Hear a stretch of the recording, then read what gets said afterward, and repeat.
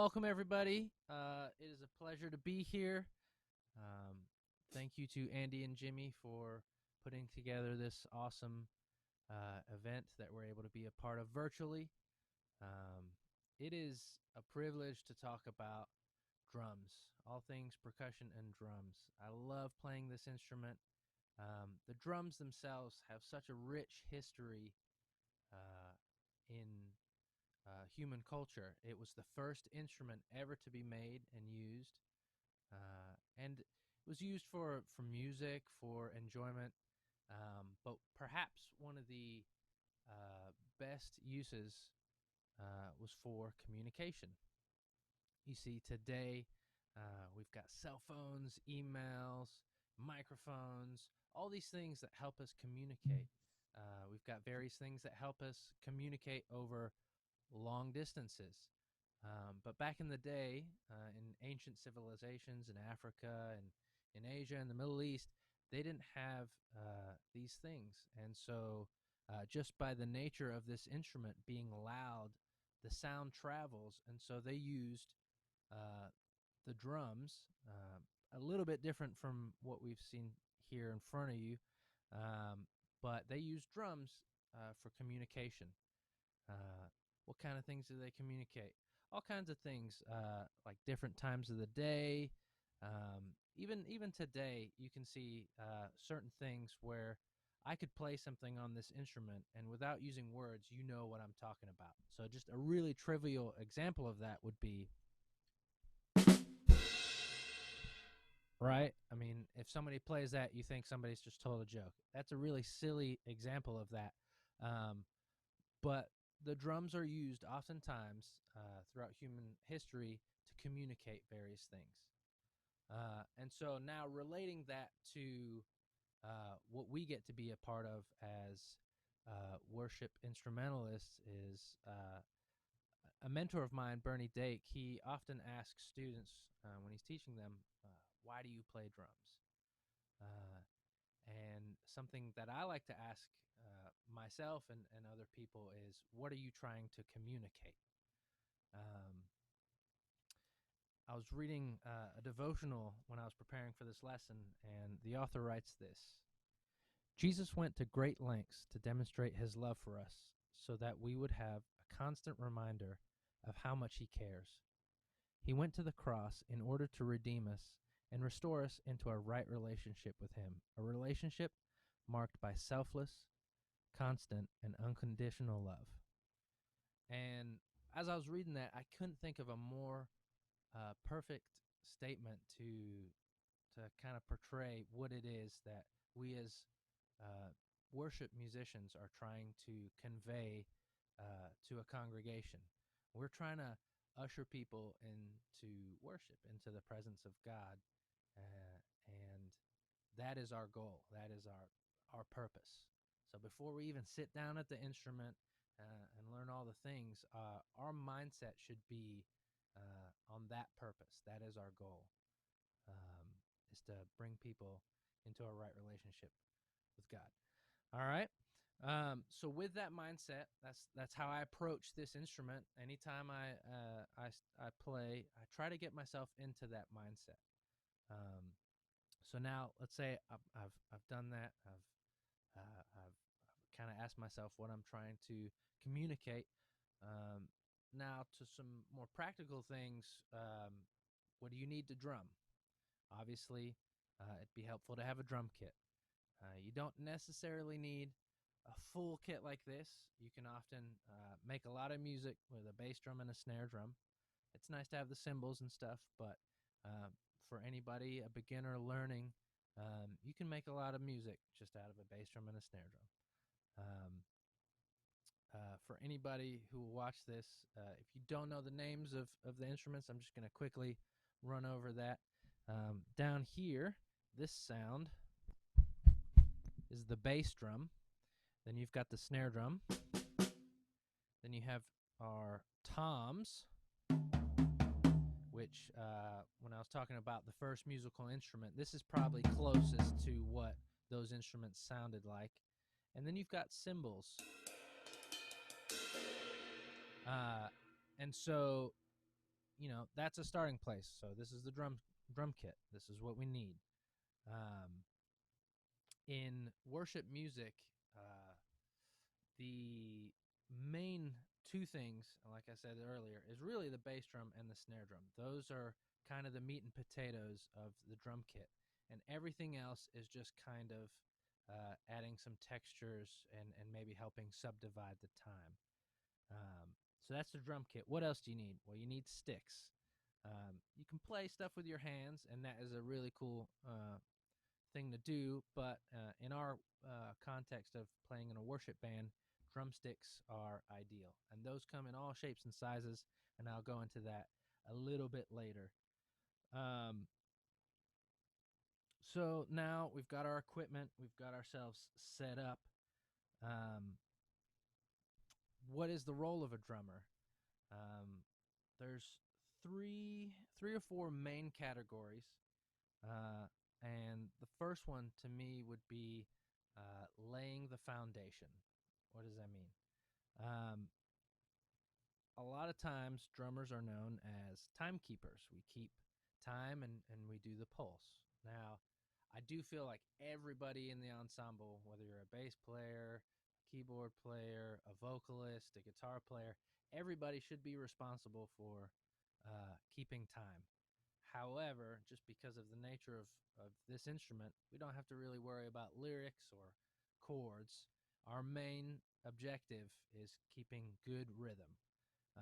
So, just a quick example, I'm going to play, and then I'm going to kind of move the time around, play a little faster and slow down, and just as an example to hear how uncomfortable that sounds.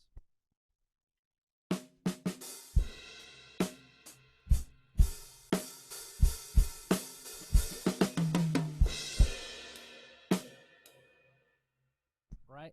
Nobody wants to play with that. That is miserable, you know? So our job is to lay a really solid foundation. And what that means is just keeping a good, steady pulse. Here's an example of that.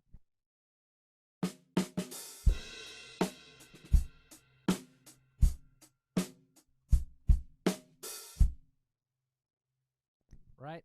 Super simple, but any kind of shift in speed or slowing down, anything like that can really upset the group. And a lot of times, people in the ensemble are looking to the drummer to help keep that pulse. All right. So keep time, provide the pulse. Another part of laying that foundation is helping shape the sound. Um, Drums by nature are just a very loud instrument. We don't have a volume knob on this instrument. The volume knob is our hands and how we choose to hit the drums. And so, because this instrument tends to be louder, we have a very big responsibility in being extremely intentional about your volume.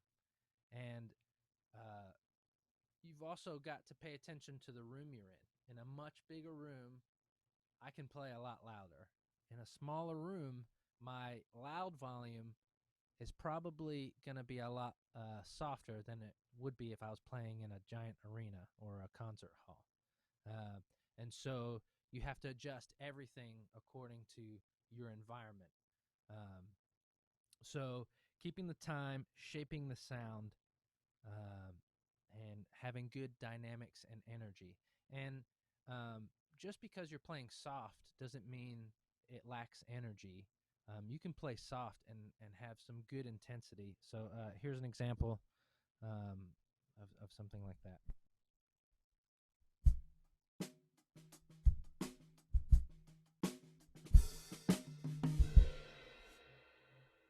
Right? I'm not playing very soft, but I'm also not being sheepish or a lot of times when we play soft, the natural inclination is to slow down a little bit. Again, we are there to lay the foundation. So whether we're playing loud or soft, we still have to give the good energy, the right energy for the moment of the song, and play with good dynamics. For me, I like to exaggerate. So if it's a quiet section of the song, I really like to pull back and play quiet. almost as a game to see if I can get the rest of the people in the band to react to that and come down to the quietness that I'm playing. Um, and sometimes, in order to get people to hear that, you really have to play quiet. But I would encourage you in a rehearsal, not in an actual Sunday morning, if it's a quiet section of a song, just gradually get quieter and quieter, and just listen and see how perhaps that will influence the other members of the band to join you in that. Now, on the other side, if it's a loud section, um, I tend to try and push the energy a little bit. Again, I'm taking into account the room. There's only so much you can do in a small room. But I like to really be dynamic. I mean, it's called dynamics. I like to really stretch that. Um, if it is a soft part of the song and you're playing loud, it's really hard for anybody else in that ensemble to play quietly over. Um, and a lot of times the drummers, we get grief because it is a loud instrument. And so as we go on out, I'll show you a couple different techniques that kind of help you control that sound just a little bit. But like I said, keeping time, providing the pulse, shaping the sound with dynamics and energy is huge. And then another part of laying the foundation would be providing the groove or the style. Um, the first couple of times I played something, I played kind of just a standard rock or just a normal contemporary worship groove, something very simple.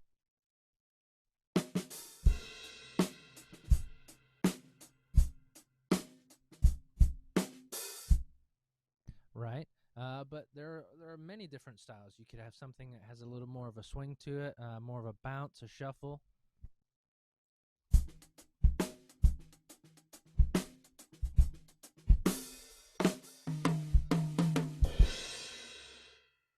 Right. There's jazz. So if you're playing in a brass band, sometimes you'll come across other different styles like jazz or Latin. So here's an example of a jazz style.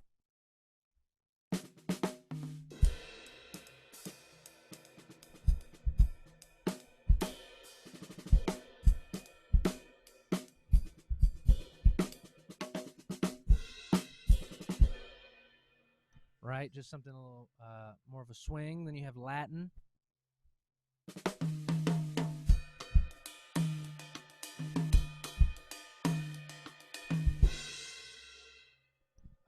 And there's tons of different styles, and I would encourage anybody, whether you've been playing for a few years or a lifetime, to really dig into some other styles. It really helps you just develop some different techniques and some different ideas. Listen to various types of music, and play along to that kind of music. It will make you a much better musician. So keep time, shape the sound, provide the groove. All right. If a song is supposed to be kind of four on the floor driving, if you're over here playing like a shuffle, right? That doesn't fit the music, and you're throwing off everybody in the band. So you have to be intentional about the style of what you're playing uh, in order to make it work with the ensemble. All right. And the next 2 points for me are the biggest part of what our role is. And the first point is that our role is to serve the music, right?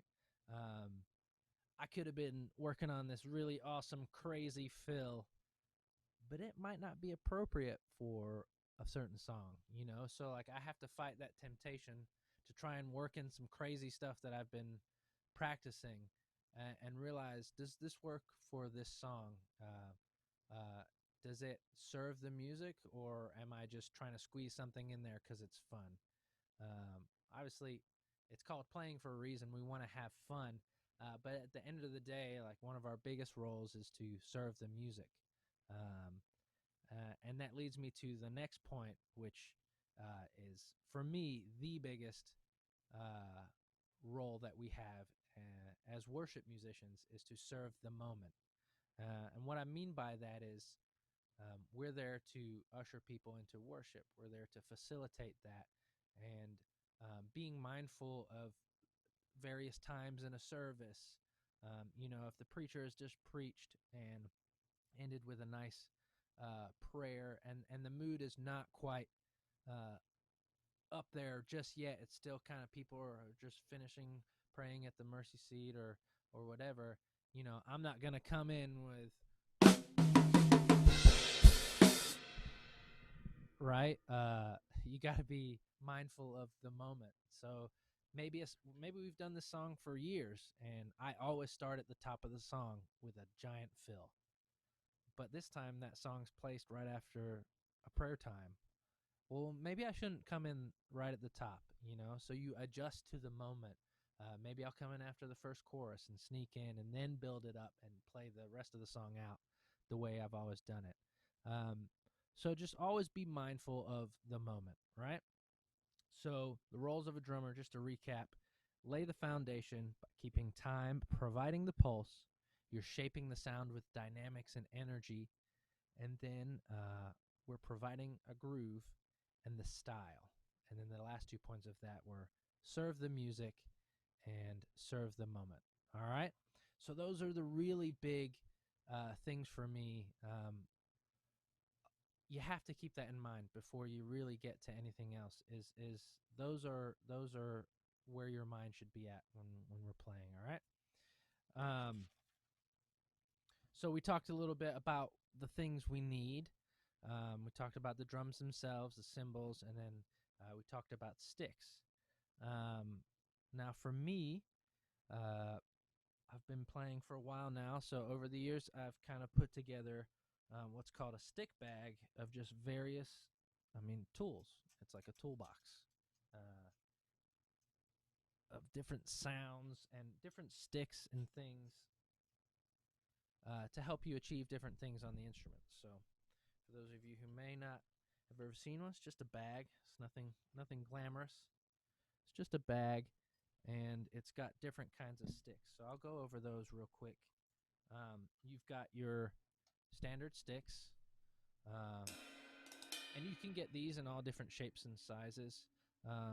I like to use a thicker drumstick for some of the heavier music, just because it gives me a fuller sound. You can also buy very thin drumsticks that help with maybe getting a lighter sound. So if you've been told it sounds too loud, the drums are always too loud, maybe try experimenting with a thinner stick. Now I will say, for me, volume comes from your technique, and a lot of times when someone is told they're playing too loud, they gravitate to these guys, the old hot rods or roots, whatever people like to call them. And while these are awesome, and I use them a fair amount, they have a different sound. They're definitely lighter on cymbals. They're pretty similar in volume on the drums themselves. They give a different tone, though. Right? It's a different tone. So for me, my initial reaction when I feel like I'm playing too loud, it isn't to just immediately gravitate towards these, because they change the tone, the sound of the drums. So like I said, volume comes from technique. So just by changing the height of which I'm hitting the drum, that will change the volume. So if I keep the drumstick closer to the drum head, maybe that'd be easier to see. The closer I am to the drum head, the softer it is. Now, the higher I move my stick, the louder, right? And I'm not really exerting much more force, only enough force really just to do that motion. But it's all to do with stick height. And the same goes for when you're playing a groove. So here's an example.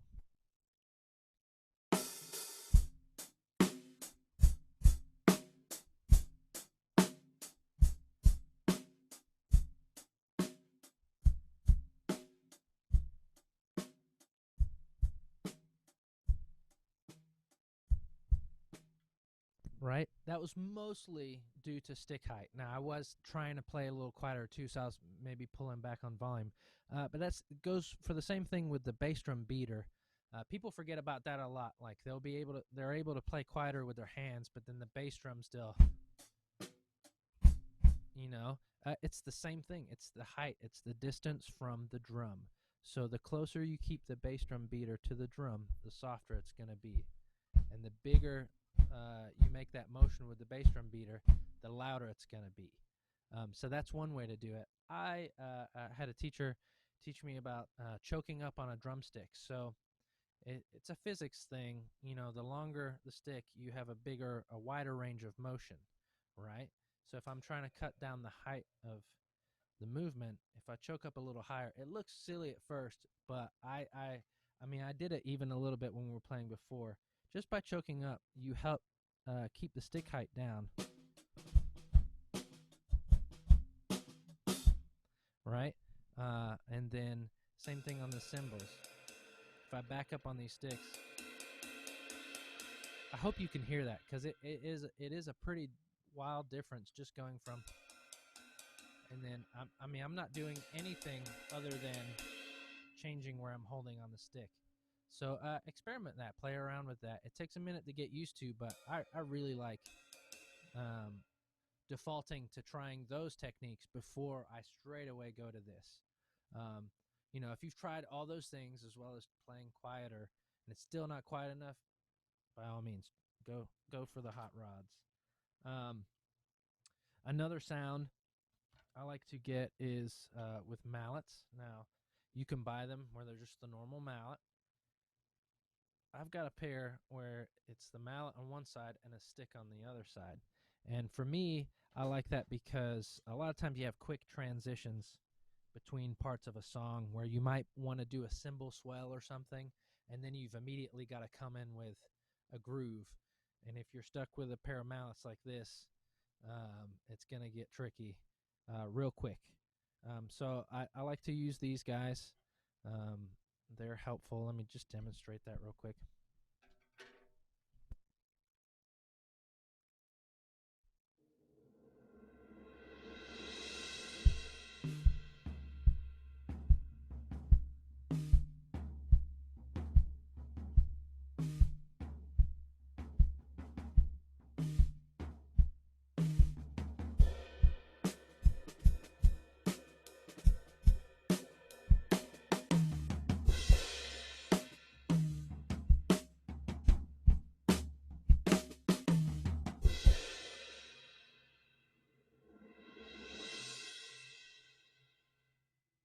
Right?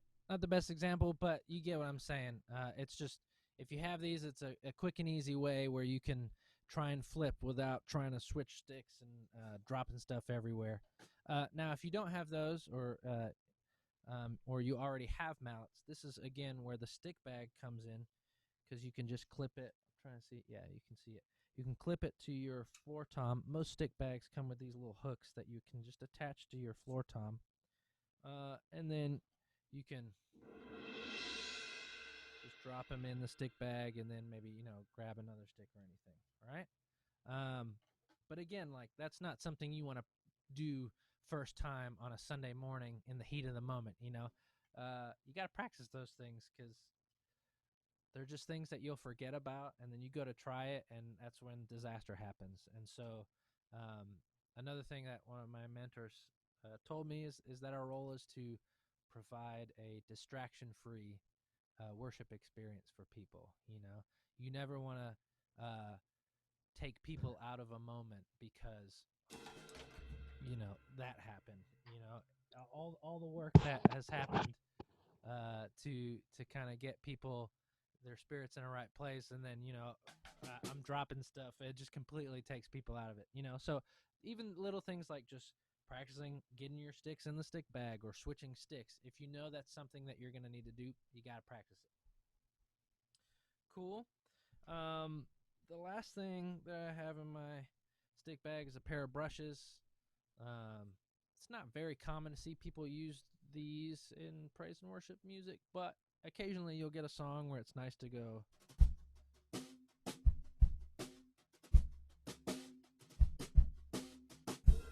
something like that. It's a very cool sound. You can use the backside of these to get some nice cymbal scrapes. You can split the brush on a cymbal and just shake it to get some kind of roll. You can also flip these over, and if you have the rubber kind, a lot of times some of these come in plastic, so I wouldn't do it with the plastic ones. But if you have the rubber kind, you can use these to get a nice cymbal roll.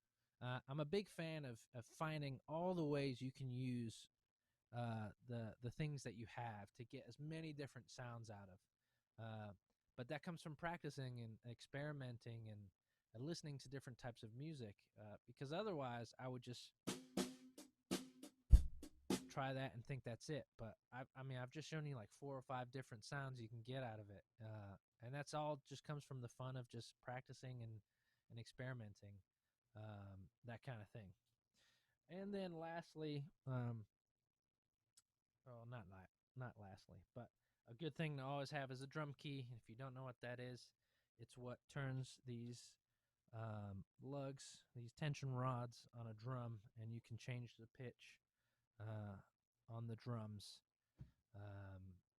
just to get different sounds. Now, if you've never tuned a drum or you don't know how to do that, I wish we had time to really dig into that, because it is a great skill to have.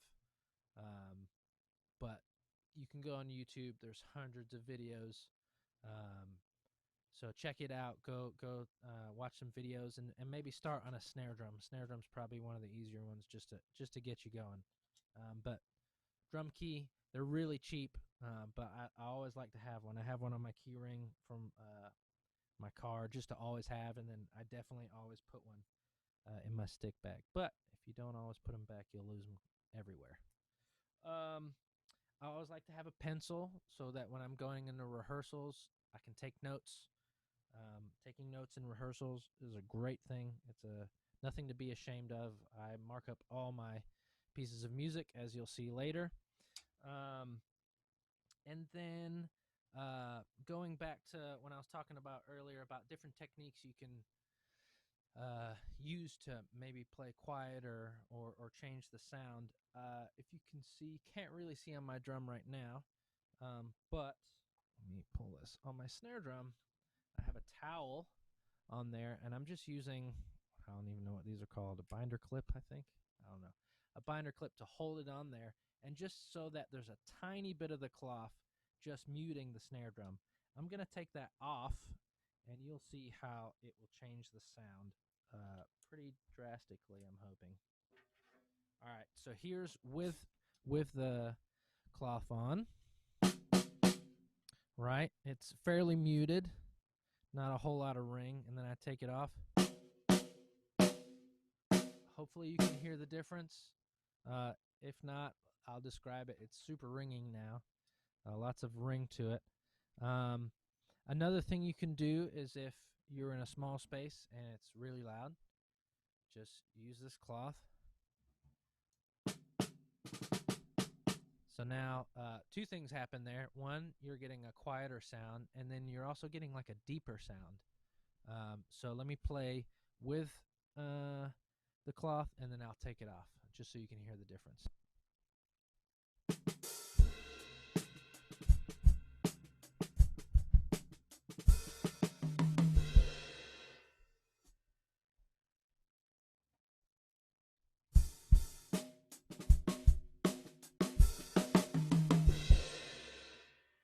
Right, a lot ringier, a lot more ring to it. So this helps kind of cut down the tone, and then it also helps take away a little bit of the bite of the snare drum. So if your snare drum's really loud, especially in like a chapel where you got some kind of tall ceilings and it's just bouncing off the walls, like I always like to carry one of these in my stick bag. I usually have several. Sometimes you can put them on different drums. In the same kind of vein, I have these little clips that I put on the toms just to get rid of annoying rings and stuff like that. I don't recommend smothering your drums in tape, but if you saw my snare drum, I have a little bit of tape on there, and that's okay. you're not trying to choke the sound of the instrument. You're just trying to get out any kind of annoying rings or uh, anything that kind of, again, would be a distraction. Um, and you want your drums to sound good. Um, a lot of times, uh, especially young students, they can play really well, but because they don't know how to get a good sound out of the instrument, they sound worse than they really are, just because they're not getting good sounds. They have the technique, and they can play the rhythms, but they're not going after good tone. Um, so, just a couple tone things. Um, for me, a lot of times in worship music, you play a rim shot, and that's just where you hit the tip of the stick on the actual membrane, the skin, the drum head, and then you also, at the same time, you're hitting the rim with kind of the middle of the stick. And if you can see, my sticks are kind of worn down from doing that. But by hitting them together, you get a nice full sound, as opposed to, right? And again, you can play rim shots very quiet. It's a tone thing. It's not really a loudness thing. So here are some rim shots at a quieter volume. I'll go back and forth between loud and soft. And again, when I'm playing quieter, you'll notice that I'll choke up. But I'm still doing the same thing. I'm still, like, that's a rim shot, as well as that's just a bigger sounding rim shot. So even at a quieter volume,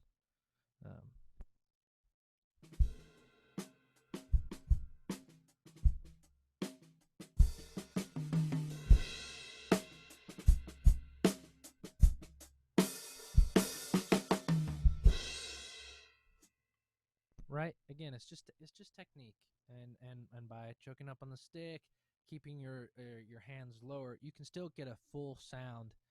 Same with cymbals. Um, I One of the pet peeves for me in cymbals and hi-hats, and I did this when I was first starting, so it's all growing and learning and kind of developing the sound, is when people crash like this,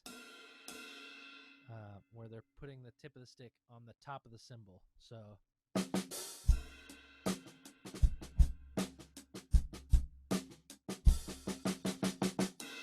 right?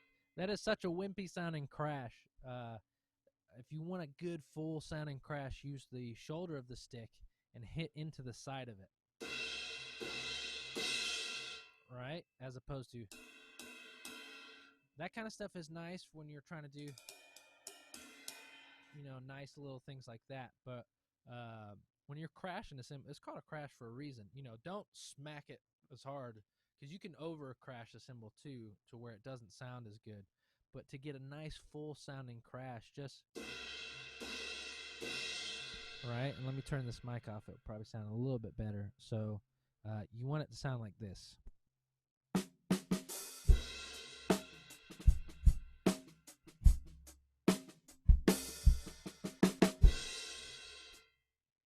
Right? And again, you can crash at a lower volume, same thing.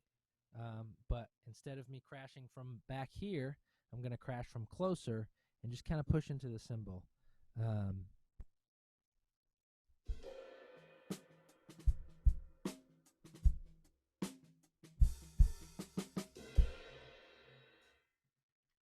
Right? Those were still full sounding crashes, because of the way I hit them. Like, I'm still getting the movement of the cymbal, which helps kind of generate the vibration on the cymbal, as opposed to which just is not a full sounding sound. It's a pretty sound. It's a nice sound, but it's not a crash sound. And so even at a quieter volume, just by lowering your stick height and using the side of the stick,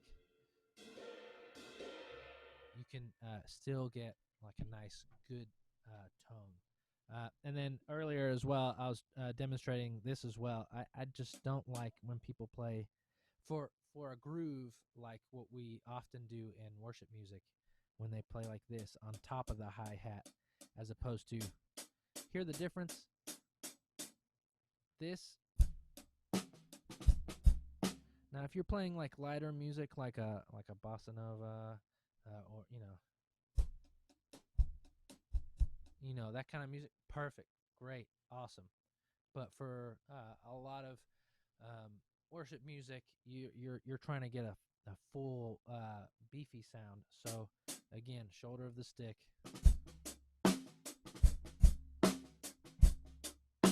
Same with the I don't even know what you call this, the that sound, the ch sound. If you do it up here, oh, that sounds terrible, right? As opposed to what it should sound like, right?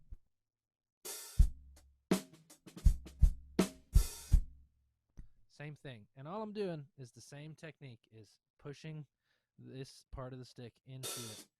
And a lot of times it kind of looks like I'm sweeping across as opposed to just, but that's just a feel thing for me. But as long as you're getting the shoulder of the stick into there, you get a nice full sound, as opposed to, which I'm sure has its place in some sort of music, but for what we do, I would encourage people to get that nice full sound. And now onto the toms. As you can see, well, you can't see, maybe you can see on this one. I've got a little bit of wear right here in the middle, because that's generally where I'm aiming, right? So let me turn off this mic.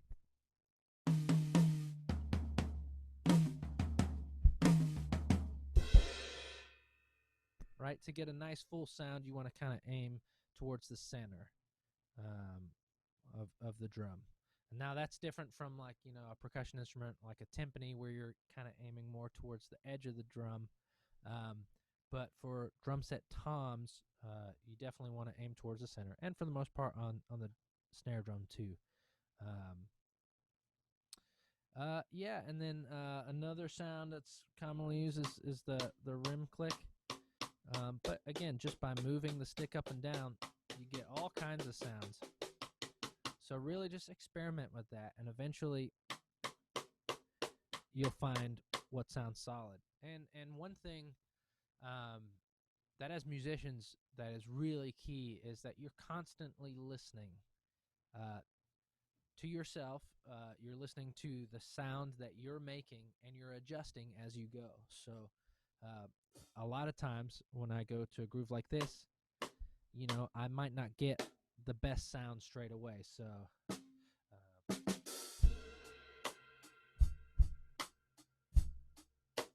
So maybe I spend the first couple of times kind of adjusting just to find the right spot. Now, if you land on the right spot straight away, awesome. That's the goal, right? But, always listen, and adjust how you think you can make it better. Same with any kind of groove. You got to have open ears, really wide open ears, listening to the balance between your kick drum, the snare drum, and the hi-hat, and adjusting it to see perhaps where it would sound better, right? And then obviously, not only do you need to listen to what you're playing, you got to be intentional about listening to the rest of the ensemble, and kind of ebbing and flowing with the band as a whole. So we've talked about sticks, talked a little bit about the drum key, muffling with the cloths and stuff. How do we practice? What are some good ways to practice? The first thing I would do is familiarize yourself with the genre.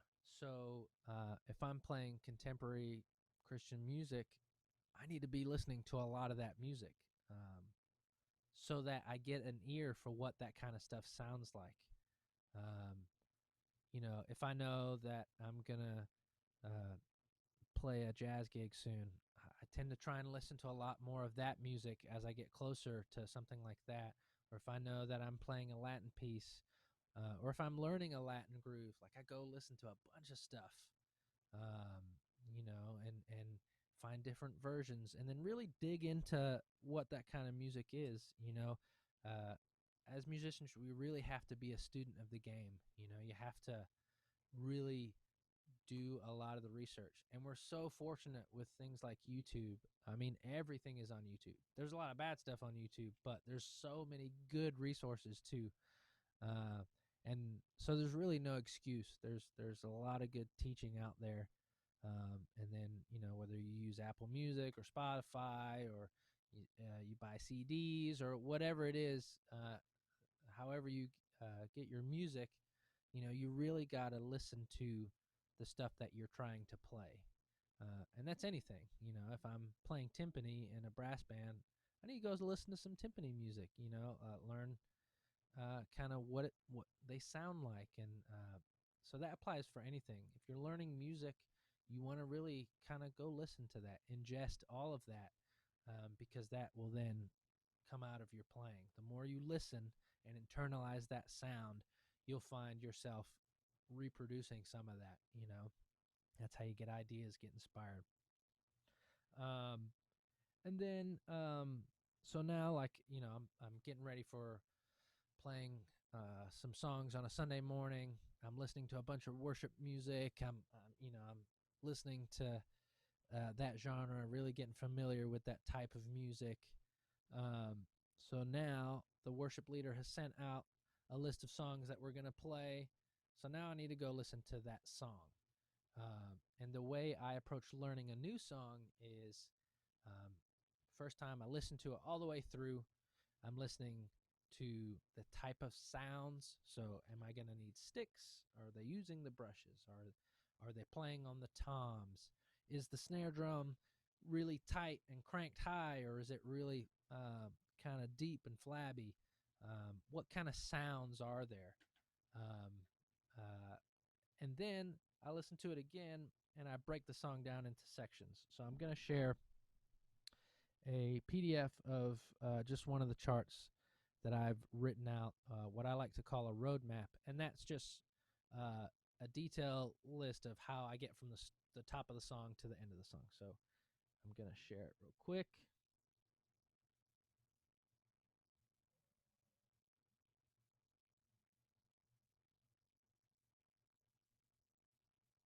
All right. So at the top of this, I've just written what all my shorthand means, and I've just developed this. It's not rocket science or anything. It's just I means intro, V means verse, PC pre-chorus, C chorus, B bridge. Right. Super simple. Um, but so after I've listened to it once, the second time I've got my pencil out, and if I don't have the actual chart for the song, I just do it on a blank piece of paper, all the same. And so I've written, okay, the intro is 8 bars. All right. But there's a second part to the intro, and that's where it's all in and we're big. So for me, when I have 8 bars like that, but I don't have anything else describing it, that just means I got to count 8 bars, and then comes the next stuff. All right. And then on verse 1, because I got the little 1 there, I'm out. I don't play. Verse 2, in groove. Chorus, big. I put hats. So any little descriptor you can put to kind of help you remember the sounds and the shape of the song. Nothing notable happened there, so I just continue playing. Uh, and then here I have verse 3, and I've put more energy. Right, this goes into what I was saying about shaping the song. You don't want to play the song exactly the same. If I were to do this whole master class talking like this, that would be really boring. You've heard that analogy, right? You want to be dynamic. You want to be loud, soft, so you're helping shape the song. All right, now I'm at the chorus. I'm big. There's this little weird interlude with like 2 bars, so watch out for that. And then I'm at the bridge, and it's out, and then I'm back in halfway through, and then it gets big, really big. And see how I've got this little crescendo? That's just kind of showing the shape of what I'm trying to do.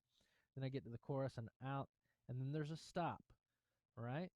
Um, so I write these things out so that one, just by writing it out, it helps you kind of internalize the song. Let me stop sharing. Right? By writing it out, you're helping yourself get familiar with the song. And then the second part of it is when I show up to a rehearsal, I know exactly what's happening, you know? If there are any questions about, oh, what happens after this chorus, like I've written it out, unless the band leader has a specific roadmap in mind. Um, this is how the song goes. And at the very least, if the roadmap's totally different than the recording, um, at the very least, you've written out some nice details about what you're supposed to do on these sections of the song. Um, for me, ideally, the goal is to get to a point where I don't need this. I don't need the chart.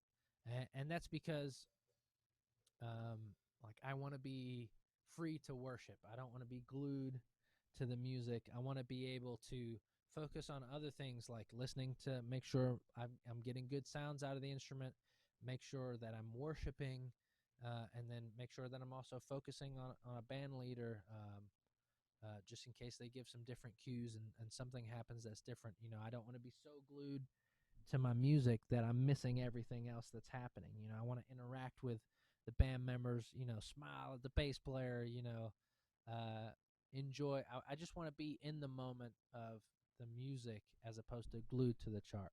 Now, all that being said, there are times where you've got 1 week to learn 5 different new songs, and it's hard to memorize all that. So that's why I write these. And, a lot of times I'll have them on a stand just as a safety net that I can refer back to. And there's no shame in doing that either.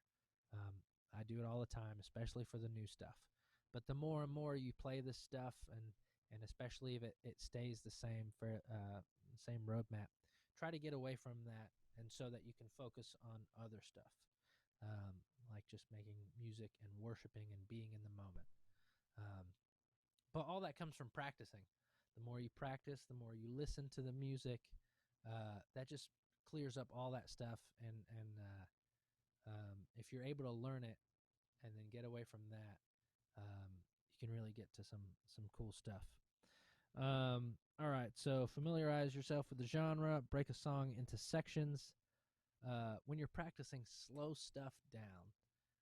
There might be a weird part of the song, like the bridge, where the drummer's doing this really awesome tom thing, but I might not be able to play it initially. So what I do is I have a metronome app on my phone, and a metronome is just a device that just will give a pulse. So it's just making a sound, and so you can set that to different tempos. So for a song in 4/4, you could set it to 4/4 at 120 beats per minute. Uh, and so that is just a tool that you can help to kind of slow things down, and then you practice with that metronome, and then eventually you gradually work yourself up to the song tempo. And that's a great tool to have. Um, you know, don't jump into hard stuff at the same tempo that it is. It's just you're going to waste so much time and get really frustrated. Slow it down. Isolate problem areas. If the verse is just a simple, right, you don't necessarily need to spend tons of time practicing that. But if the bridge or another part of the song is a lot more complicated, you need to work that out and slow it down. And then don't just do that. You got to work on the transitions, getting from a verse into that next section, because the transitions are a lot of times the trickiest part, is getting from the simple thing into the difficult thing, and then you got to get out of it. So really isolate those problem areas and then build the transitions on either side of that problem area. All right.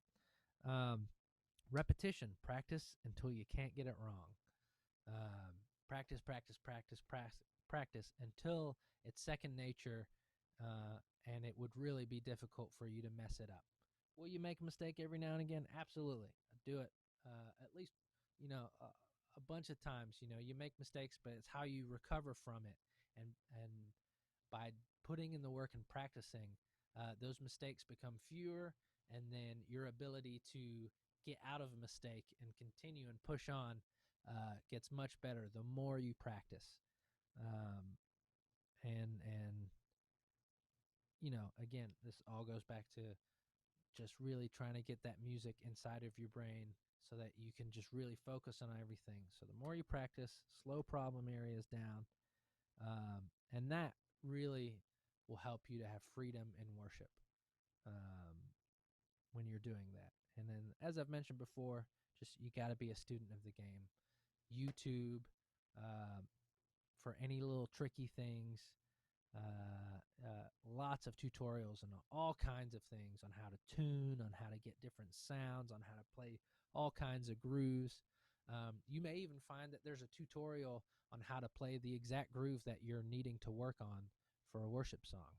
Um, I do that all the time. If I'm listening to a song and I can't quite hear what it is, I'll go on YouTube and like type in "Great Are You Lord" groove, drum tutorial or something like that, right? And then, sure enough, there'll probably be somebody who's done a video and breaking it down. So you just always got to be a student, got to be willing to learn and put in the time, so that when you get to rehearsal, you're not slowing anybody else down, and you can get to making some really good musical decisions as a band, and then eventually the end goal to worshiping. Right? I'm gonna do just a couple live playing tips that through the years have just been really helpful to me, and then I'll open it up for questions. But for me, uh, like I said, getting my mind in the right place before I play is really big. Um, Life happens, and a lot of time, you're coming from sitting 2 hours of traffic, or you've had a rough day, or stuff like that. So it's easy to just kind of be distracted when you walk into a rehearsal or a worship setting. And so for me, I just like to do something that just helps center me back and kind of helps me focus on what I'm trying to do. And so before any time where I'm playing the drums for a Sunday morning or a worship service or whatever, um, I like to just say a prayer. And one of the things, I used to get really nervous when I played, like really, really, really nervous, to the point of where like sometimes I would feel quite sick. And my mentor, Bernie Dake, told me, Chris, it's not about you. It has nothing to do with you. Um, you just need to remove yourself from the equation, right? Obviously, I'm playing, I'm doing something, but ultimately, the focus is never intended to be on me, the individual. We're trying to lead people to Christ, so the focus should be on God. So just simply saying that prayer, God, just remove me from the equation, help all the focus to be on you, remove all distractions. And that is something that I've been praying before I play for years now, 15 or so years. Anytime I get up before a worship service, uh, even a lot of times I just like to put my hands on the instrument and just say, Lord, remove any distractions. Um, it's not about me. And that just helps me center my mind and my heart and remove any sort of distractions and get me really focused. So that has been probably the biggest thing to help me in playing is just getting my mind focused. You got to breathe. You got to have fun. You've probably sat here and watched me for 40 minutes with terrible posture. So now here's the part where I tell you you need to have good posture. This is something I'm always working on, but as I'm getting older, I'm starting to really feel the effects of terrible posture throughout the year. So really just, again, be intentional about sitting up straight, get that good posture. I know you always hear people talk about it, but I'm now starting to reap what I've sowed in terms of bad posture. So it's definitely something I'm trying to work on and correct. So breathe, have good posture, sit up straight, eyes up, don't be glued into your music stand or looking down at your drums, and then focus on the leader. I think I mentioned something like this earlier. There's going to be times in a worship service where stuff goes kind of off the rails a little bit. A speaker might get up and want to say a prayer in the middle of a song. Um, and when those moments happen, if I'm just glued to my music stand or looking down and not focused on what's happening around me, I'm going to blow straight through that. And as a drummer, we can't really fake it. So if the rest of the band stops and I'm still playing, it is embarrassing. And it's happened to me, and it is not fun. So you got to have your head up, sit up straight, look around. Again, another reason why it's great to have all the music internalized and memorized, because then I can spend 90% of the time just looking up and around and focusing on the leader, because they may try to give me some tips. And when I say leader, I mean the worship leader. You should take your cues from them, because they're hopefully, if they're doing their job, they're taking cues from whoever's leading the meeting. So focus on the leader. We've talked about dynamics, play to the room. That's huge. And then there's definitely a bass player drummer interaction. If you watch the Masterclass um, that was done earlier this week, we talked a little bit about pieces of the pie and how drummers and bass players interact. If you haven't seen that video, I would encourage you to go look at it. But just in short, a lot of times what the bass player is playing rhythmically lines up with what I'm playing on my bass drum. So between the two of you, you got to come to some sort of agreement of a pattern. So if I'm playing, right, hopefully the bass player is playing something, right, something kind of like that. Or if the bass player is playing something, I need to maybe perhaps line up with them. And nobody is higher on the food chain in terms of who decides that. It's just a group decision between the two of you. And you just, a lot in a rehearsal. Hopefully you've listened to the song, so you kind of already hear what is supposed to be happening. But if there are some weirdness in a rehearsal, the first time you get to stop after that section, you just turn to the bass player. You say, hey, what do you want to do in the verse? What do you want to play in the verse? How do you want to shape it? When we get to the chorus, just have those discussions. It's perfectly natural. And the more you play with somebody, for people playing at churches with groups regularly, you'll get to know the bass player real well. And that's just part of the fun of being in a group is coming together and making those decisions together, and then really locking in. And it helps lay a great foundation for the rest of the band. And then I know we're running low on time here, so I'm just going to end it there. I hope, sorry, there's so much more information, but we're out of time, and I want to open it up for questions. So if there are any questions, ask away.